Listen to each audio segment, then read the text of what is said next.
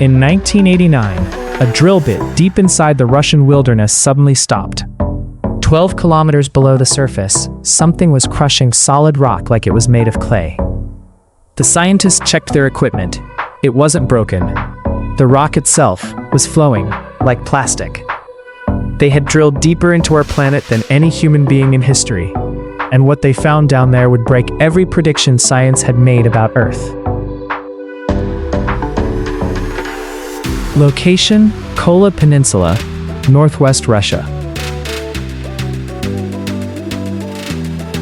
It's 1970. The Cold War is at its peak. America and the Soviet Union are racing to the moon. But quietly, in the Arctic forests near Norway, Soviet scientists start a different race. Not up, down. Their goal: punch a hole through the Earth's crust deeper than anyone ever has. Not for oil, not for gold, just to know what's actually down there. No one has ever pulled up a real sample from that deep.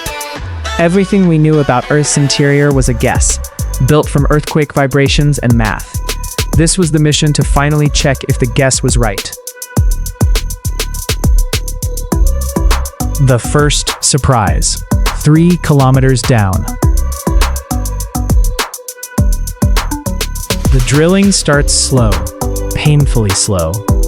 At this depth, you can't just spin a drill bit fast. The friction alone would melt the metal. So engineers build something unusual: a turbine at the very tip of the drill, spun only by pressurized mud pumped down from the surface. The pipe above barely turns at all. It takes years just to pass the first few kilometers. Then, at around 3 kilometers, something odd happens. The rock samples coming up don't match the predictions. Geologists expected solid, uniform granite this deep. Instead, they find rock soaked in water, fractured, porous, alive with tiny mineral-rich fluids. Water. 3 kilometers into solid rock, where textbooks said there should be none. If the models were already wrong this early, what else were they wrong about? The depth record: 7 to 9 kilometers. By the late 1970s, the borehole, nicknamed SG3, passes 9,583 meters. It breaks the record held by an oil well in Oklahoma. For the first time in history, humans have drilled farther down than up into space with most rockets of that era. But the deeper they go, the more the planet fights back. Rock at this depth isn't cold and still. It's hot and under immense pressure. So much pressure that instead of shattering, it behaves like warm caramel.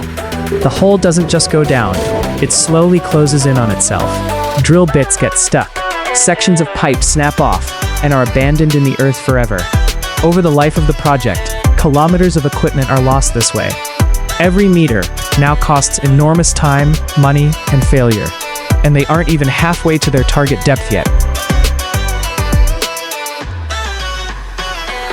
The heat problem: 12 kilometers down.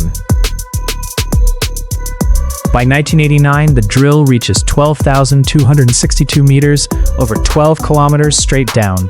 That's deeper than Mount Everest is tall, turned upside down, and then some. This is where the real shock happens. Scientists had calculated that, at this depth, the temperature should be around 100 degrees Celsius, 212 degrees Fahrenheit. The actual reading: 180 degrees Celsius, 356 Fahrenheit. Nearly double the prediction. Why? Because deep inside the Earth, heat doesn't just come from leftover formation energy. It's constantly generated by radioactive decay in the rock itself, and the crust here traps that heat more effectively than models assumed. At 180 degrees Celsius, metal drill components soften. Equipment that worked perfectly at the surface starts to fail in ways engineers never planned for. The rock, under that heat and pressure, stops acting solid. It starts to flow, slowly, like thick plastic. Drilling any deeper becomes physically impossible. Not because of bad engineering, because the planet itself refuses to let them continue. The strangest discovery: microscopic life. Here's the part almost nobody expects. In rock samples dated at nearly 2 billion years old, scientists find something that shouldn't exist that deep: fossilized microorganisms. Ancient single-celled life, preserved in rock from a time before complex life existed anywhere on Earth. No sunlight, no oxygen, crushing pressure. And yet life had found a way to survive down there for eons. It quietly rewrote what scientists thought were the limits for where life can exist. Knowledge that later shaped the search for life on other planets, including Mars. If life could survive under those brutal conditions, where else in the universe might it be hiding? The myth that wouldn't die. In the 1990s, a rumor spreads like wildfire. A story claims that microphones lowered into the borehole recorded the screams of tortured souls, that the Soviets had drilled into hell itself. It's completely false. No such recording exists. No microphone like that was ever used at this depth in reality. But the myth spread for one simple reason. The truth was already strange enough to feel unbelievable. A hole so deep, so hot, so alien, that people would rather believe in demons than accept the actual science.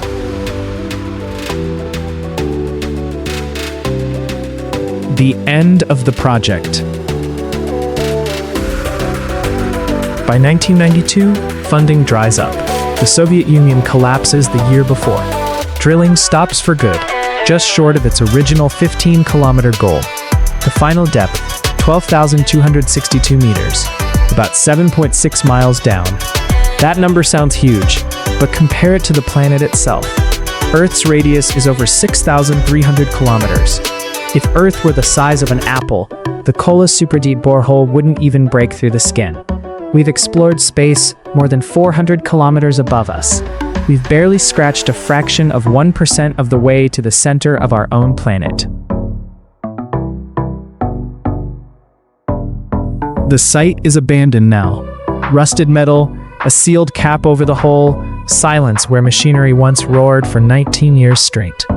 But the data it produced still shapes geology today, proof that some of our most confident assumptions about our own planet were wrong. We've mapped the far side of the moon in detail. We've photographed galaxies billions of light years away. And still, the ground beneath your feet right now holds more mystery than deep space. So here's the question worth sitting with. If we can't even reach the middle of our own planet, how much do we really know about the world we're standing on?